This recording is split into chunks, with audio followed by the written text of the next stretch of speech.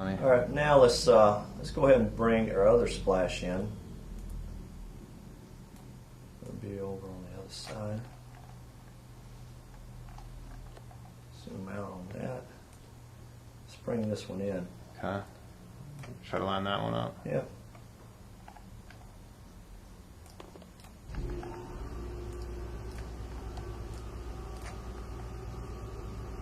I got you. Let's line up that big strong vein right there. Move it over a little more to the right. All right.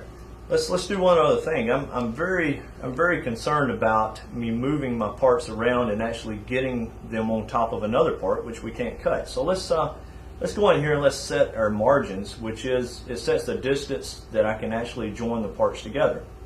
For instance, if we're running our saw jet, the Northwood saw jet, we have a blade kerf of like 0.13.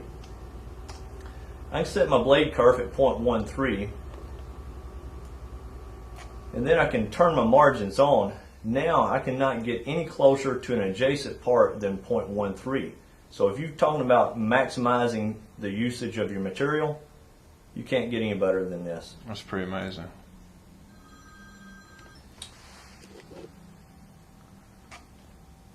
So we set our margins, we got our, so now if we wanted to cut this, what would we do next?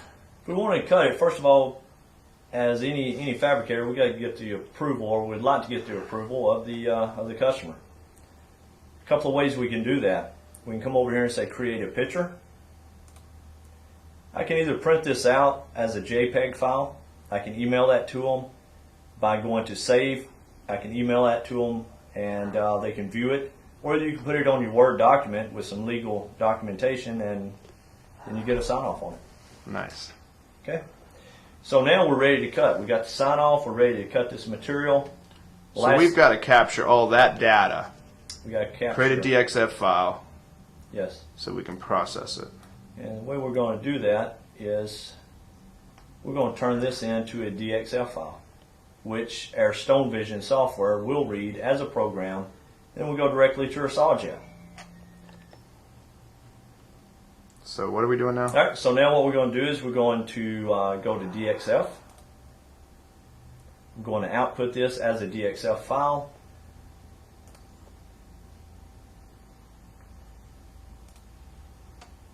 And we'll give it a name. And we save it.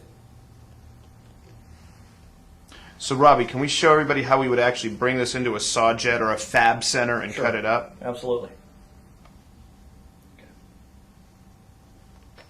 All right, Robbie, so what are we going to do next? All right, what we're going to do next is we're going to open up Stone Vision software, which we have here. Now the DXF file that we created in the SlabSmith software, now we're going to import that in. We're going to input CAD, input the DXF file, and that job was called Smith. And we look for the Smith job, DXF. Wow. There's what we just created. If you remember the island, we did not create a part for it. So we're going to delete that island. Now this is the outer perimeter of the slab, which we will project, which will help us line the parts up, or line the slab up on the machine. So the next step we need to do, we need to go to the SawJet software. First of all, let me save this job. So it will be saved as a Smith job. And when we come out with the fab center, it's going to be almost an identical programming process. Is that correct? It'll be the same process. As you notice up here, I'm running the same software, whether I'm running the Northwood router, which I use these icons here to add profiles to the parts, as well as I also have the SawJet software. And that's what we're going to use now. I'm going to use the SawJet. We go in, we say add parts. We pick the parts we want. We can do an oversize where it will automatically oversize the part, and in this case I'm going to oversize it 1/16 of an inch. We'll pick add parts. Pick all the parts that I want to add to this job. Let's say I do not want to cut out my sink, so we will not select it. Say finish. Then we say add toolpath. And we're running 3 cm material for the saw. We're running 3 cm for the water jet. I can tell it that I want a water jet cut first, which in this case I am not. And the new cool thing that we have is the new smart saw.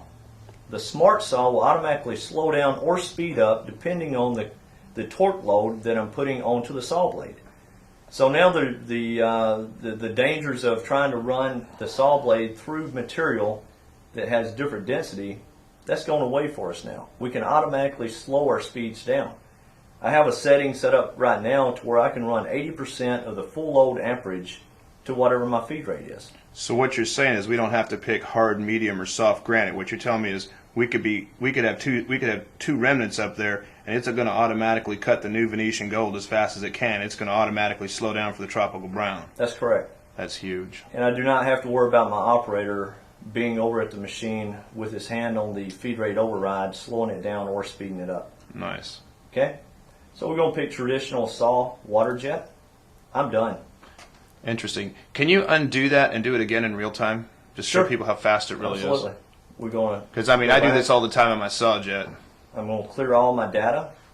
I'm going to exit out of it. So now I have the DXL file as of brought in. I've already saved it as an ARD file, which is a file that we use with Stone Vision.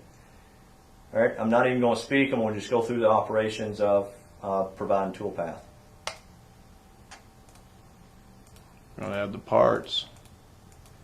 It's pretty much as fast as you can click.